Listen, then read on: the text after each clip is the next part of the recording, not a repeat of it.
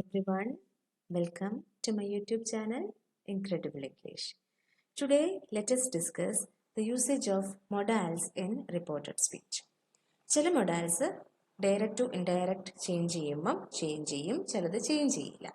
എപ്പോഴൊക്കെ ചേഞ്ച് ചെയ്യും, ഏതൊക്കെയാണ് ചേഞ്ച് ചെയ്യാത്തത്, അതാണ് നമ്മൾ ഇന്ന് നോക്കുന്നത്. ഇത് വളരെ ചെറിയൊരു വീഡിയോ ആണ്. അപ്പം നമ്മൾ ഇന്ന് ആദ്യം നോക്കാൻ പോകുന്ന modal എന്ന് പറയുന്നത് may ആണ്. And we know that may usually changes into might, അല്ലേ? might ആയിട്ടാണ് മാറുന്നത്. അതിനൊരു എക്സാമ്പിൾ ആണ് ആദ്യം നമ്മൾ നോക്കുന്നത്. He said, I may try a new recipe for dinner tonight. ഇവിടെ may try എന്നാണ് പറഞ്ഞിരിക്കുന്നത്. That means possibility.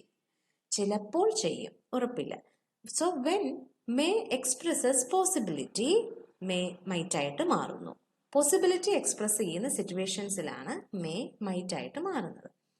And sentence എങ്ങനെയായി? He said that he might try a new recipe for dinner that night. Okay. But in some situations, may could ആയിട്ട് മാറും. എപ്പോഴാണ്? See the sentence given there. She said, you may share your suggestions on the upcoming project. ഇവിടെ may share എന്ന് പറയുമ്പോൾ നമുക്ക് permission തരുവാണ്. You can share your suggestions. Opinions share ചെയ്യാനുള്ള permission.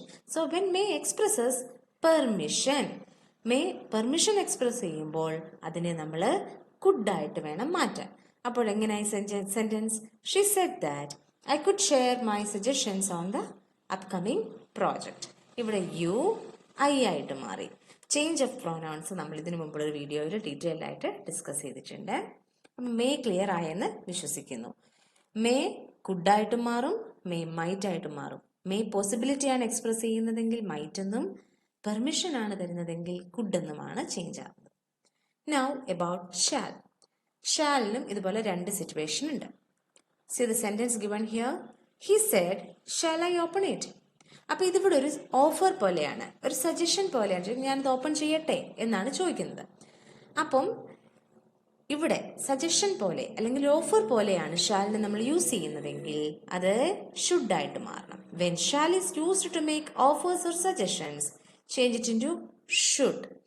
He asked if he should open it. If അല്ലെങ്കിൽ whether നമുക്ക് use ചെയ്യാൻ പറ്റും. ഇൻട്രോഗേറ്റീവ് സെന്റൻസസ് നമ്മൾ ഡീറ്റെയിൽഡ് ആയിട്ട് ഡിസ്കസ് ചെയ്തിട്ടുണ്ട്. So he asked if he should open it. ഇനി another situation. He said I shall go there. ഇവിടെ എന്താ പറഞ്ഞാൽ അവൻ പറഞ്ഞു ഞാൻ അവിടെ പോകും എന്നാണ് പറഞ്ഞതാണ് ഡയറക്റ്റ് സ്റ്റേറ്റ്മെന്റ്. അപ്പൊ അതിനെ ഇൻഡയറക്റ്റിലേക്ക് മാറ്റുമ്പോൾ ഇവിടെ ഷാൽ എന്താണ്? ഒരു ഫ്യൂച്ചർ റെഫറൻസ് ആണ് വരുന്നത്. So when shall is used to refer to a future event, ഷാലിനെ നമ്മൾ വുഡ് ആയിട്ട് മാറണം.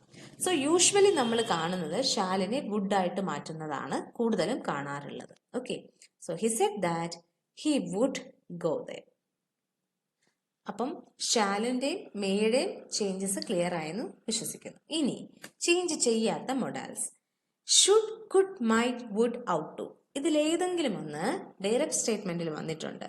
And when it is changed into indirect statement ഒരു ചേഞ്ചും ഉണ്ടാവില്ല. അതിനെ അങ്ങനെ തന്നെ റിറ്റെയിൻ ചെയ്യും. ഷുഡായിട്ടും could, might, would, ought to അങ്ങനെ തന്നെ നമ്മൾ റിറ്റെയിൻ ചെയ്യും. സോ ഞാൻ ആദ്യം പറഞ്ഞ പോലെ ഇത് വളരെ ചെറിയൊരു വീഡിയോ ആണ്. മൊഡാൽസിന്റെ യൂസേജിൽ വരുന്ന ഇമ്പോർട്ടൻ്റ് ആയിട്ട് നമ്മൾ നോട്ടീസ് ചെയ്യേണ്ട 2 പോയിന്റ്സ് ആണ് ഇവിടെ ഡിസ്കസ് ചെയ്തിരിക്കുന്നത്. Hope this is useful to you. Thank U.